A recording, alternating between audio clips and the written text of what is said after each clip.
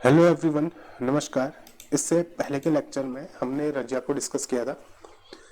आज इस लेक्चर में हम लोग ने पढ़ना है बहराम शाह के बारे में।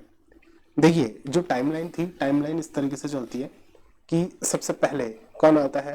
इल्तुतमिश। इल्तुतमिश के बाद कौन शासक बना? रुकनुद्दीन। और रुकनुद्दीन के बाद कौन शासक बनती है? रजिया सुल्तान। देखिए, रजिया अपने आप में एक महान लेडी थी, क्योंकि उस समय एक स्त्री का शासक बनना बहुत मुश्किल होता था। रजिया जो शासक बनी थी, वो बनी थी दिल्ली की जनता के सपोर्ट से। तो जो इक्तदार हुआ करते थे, जो अमीर हुआ करते थे, उन्होंने रजिया को अपना शासक नहीं माना। बोलने का मतलब, उस समय वो जो दौर था, उस दौर में होता क्या था कि एक महिला को अ, अपने ऊपर शासन नहीं करने देते थे। तो रजिया को दिल्ली की जनता का सपोर्ट मिलता है, तो रजिया शासक बन जाती है। और हुआ क्या था, मैंने आप लोगों को बताया था कि रजिया लाल कपड़े पहन के कहाँ जाती है? दिल्ली की जनता के पास जाती है। ऐसा बोला जाता है कि उस समय जो दिल्ली की जनता थी, वो कहीं एक मस्जिद में इकट्ठा हुई थी। तो रजिया लाल कपड़े पहन के उनके सामने जाती है। और ये रिवाज था कि जिसको न्याय की जरूरत होती है, वो लाल कपड़े पहनेगा। ये किसने बनाया था? ये खुद इल्तुतमिश ने बनाया था। तो रजिया लाल कपड़े पहन के कहाँ जाती है? दिल्ली की जनता के पास जाती है। और वो बताती है कि रुकनुद्दीन के शासनकाल में क्या क्या कमियां हैं, और किस तरीके से वो कमियों को दूर करेगी, और शासक बनने के बाद किस तरीके से वो आ, दिल्ली में शांति व्यवस्था स्थापित करेगी। तो ये सारी चीजें जब रजिया दिल्ली की जनता को बताती है, तो दिल्ली की जनता रजिया को अपना शासक एक्सेप्ट कर लेती है। और दिल्ली की जनता विद्रोह करती है, और रुकनुद्दीन को क्या होता है? बंदी बना लिया जाता है। और इस तरीके से रजिया क्या होती है? शासक बनती है। बट इस बात को जो इक्तदार थे और जो अमीर लोग हुआ करते थे, वो एक्सेप्ट नहीं करते।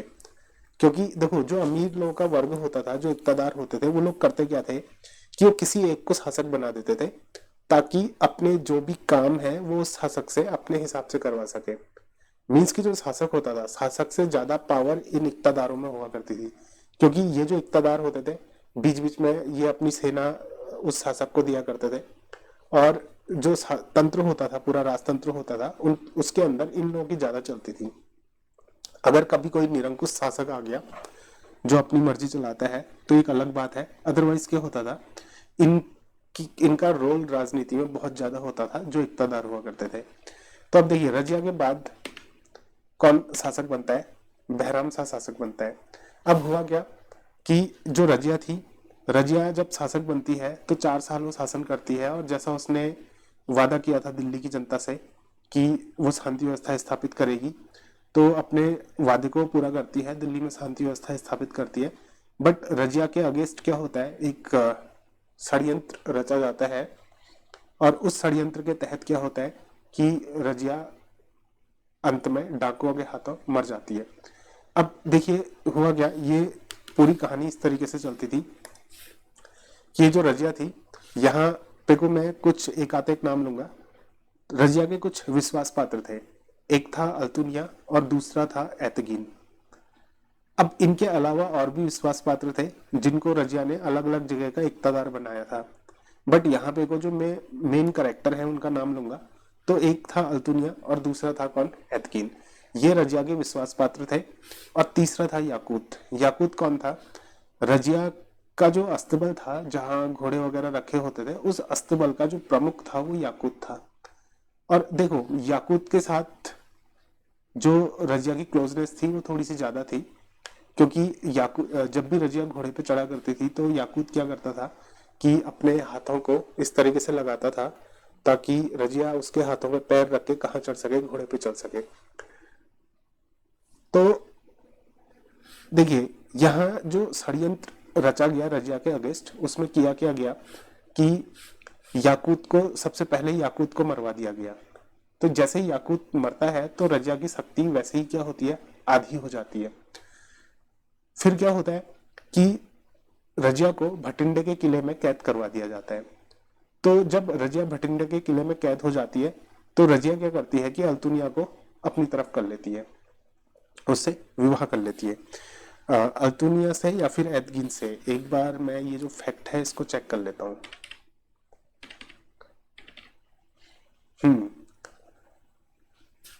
ठीक हो गया। अल्तुनिया को भटिंडा का इक्तादार बनाया था, तो इसका मतलब रजिया क्या करती है, जब ये भटिंडा के किले में कैद होती है तो ये अल्तुनिया को क्या करती है, अपनी तरफ कर लेती है और इससे क्या कर लेती है, विवाह कर लेती है, इससे शादी कर लेती है।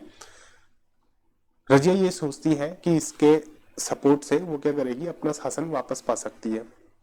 बट होता क्या है कि जब अल्तुनिया और रजिया मिलके नीचे राजपूतों का भी ये क्या करते हैं, राजपूतों से भी मदद मांगते हैं, तो एक सेना तैयार करते हैं और दिल्ली में क्या करते हैं, आक्रमण करने की योजना बनाते हैं। बट ये क्या होते हैं, हार जाते हैं। हारने के बाद जब अल्तुनिया और रजिया भाग रहे होते हैं, तो हरियाणा में एक जगह है जिसका नाम है कैथल। तो कैथल में क्या होता है, ये एक जगह आराम कर रहे होते हैं और तब तक वहां कुछ डाकू आते हैं जो इनकी हत्या कर देते हैं, किसकी, अल्तुनिया और रजिया की हत्या कर देते हैं। तो इस तरीके से रजिया का क्या होता है, शासन समाप्त होता है। तो रजिया में देखो एक शासक के सारे गुण थे, बट दिक्कत क्या है, दिक्कत यह है कि उसको कभी भी जो इक्तादार थे उनका सपोर्ट नहीं मिला। अब इक्तादारों का सपोर्ट क्यों नहीं मिला, क्योंकि रजिया क्या थी, एक महिला थी, और एक महिला होना ही क्या था, इसके लिए सबसे बड़ी दिक्कत थी। अब एक चीज आप लोग खुद सोचो कि कोई इसको सपोर्ट देगा नहीं, जितने भी अमीर लोग हैं कोई इसको सपोर्ट देगा नहीं, तो फिर ये शासन चलाएगी कैसे। तो इक्तादारों ने कभी भी इसको सपोर्ट नहीं किया। अदरवाइज ये क्या थी, बाकी जो इल्तुतमिश के दूसरे जो बेटे थे उनसे ज्यादा योग्य, उनसे ज्यादा काबिल कौन थी, रजिया थी। तो इस तरीके से क्या होता है, रजिया का सफर समाप्त होता है और कौन आता है, ठीक है, बहराम शाह आता है। अब देखो ये जो बहराम शाह था ना, बहराम शाह जो शासक बनता है वो बनता है 21 अप्रैल 1240 को। इसको क्या किया जाता है, गद्दी पर बैठाया जाता है। बट इसको जो गद्दी पर बैठाया जाता है तो एक शर्त के साथ बैठाया जाता है। अब वो शर्त क्या थी, उस चीज को सुनिए। देखिए शर्त ये थी कि एक नया पद बनाया जाता है। जो इक्तदार हुआ करते थे, यानी कि जो अमीर वर्ग था, उस अमीर वर्ग ने क्या किया, एक नया पद बनाया। इस पद का नाम क्या था, नाइब मामलिकत, ठीक है, मुमलकत। देखो किसी बुक में मुमलकत लिखा होता है, किसी बुक में मामलिकत लिखा होता है, तो कंफ्यूज मत करना, एक ही चीज है वो। तो एक नया पद बनाया जाता है, किस चीज का पद होता है, नायब मुमलकत का पद बनाया जाता है।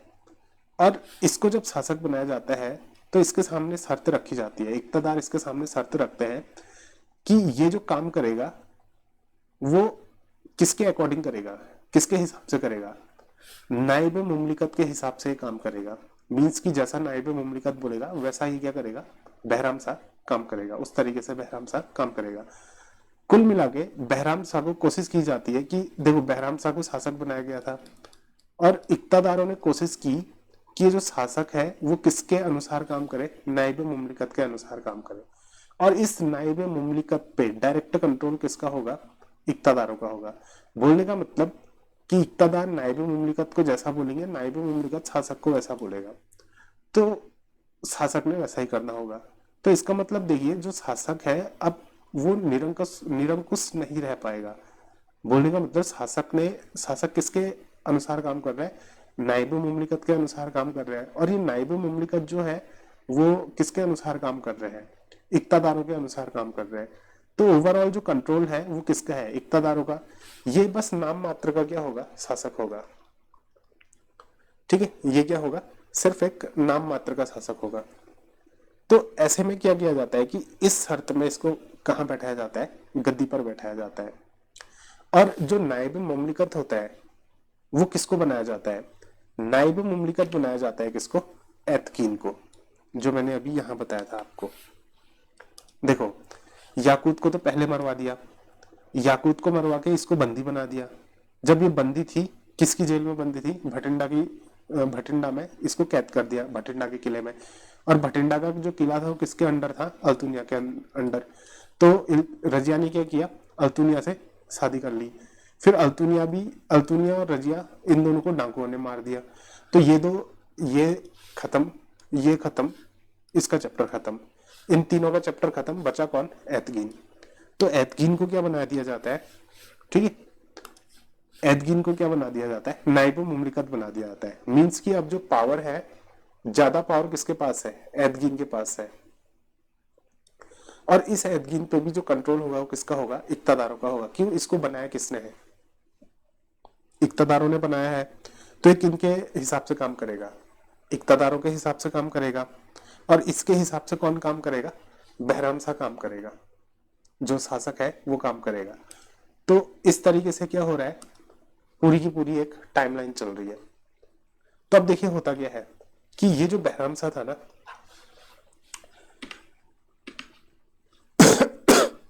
सॉरी, देखो बहराम सा जो था वो समझ गया था कि एदगिन जो है उसकी महत्वाकांक्षाएं क्या है, बढ़ती जा रही हैं। तो इसने क्या किया, देखो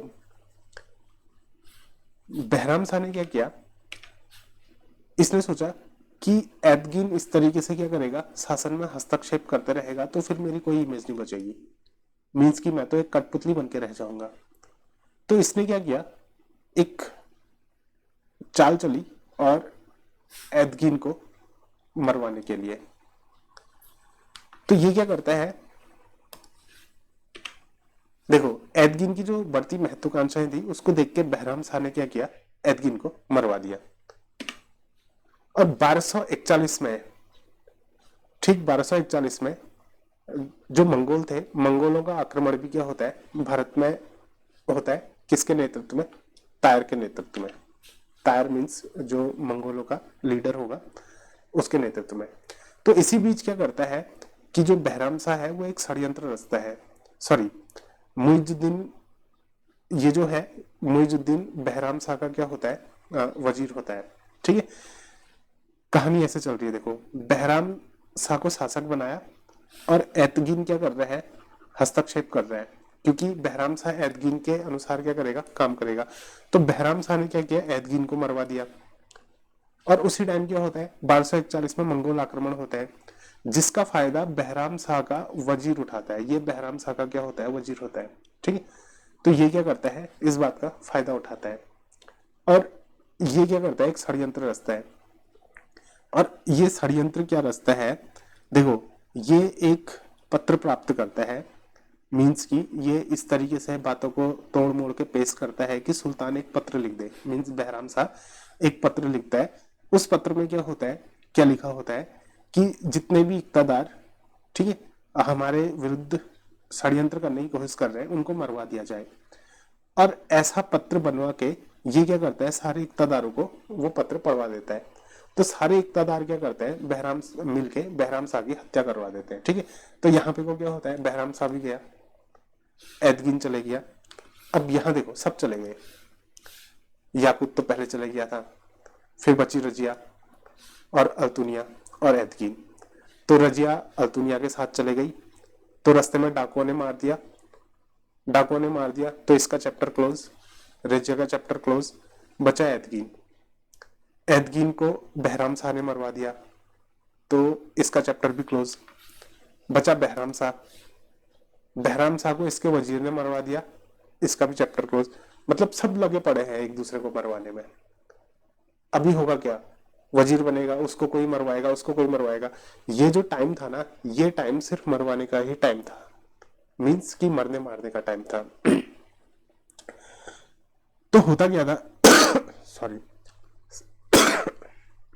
सॉरी, देखो सत्ता को प्राप्त करने के लिए सब एक दूसरे को क्या करते थे, मारते थे, क्योंकि बिना मारे सत्ता प्राप्त तो हो ही नहीं सकती थी।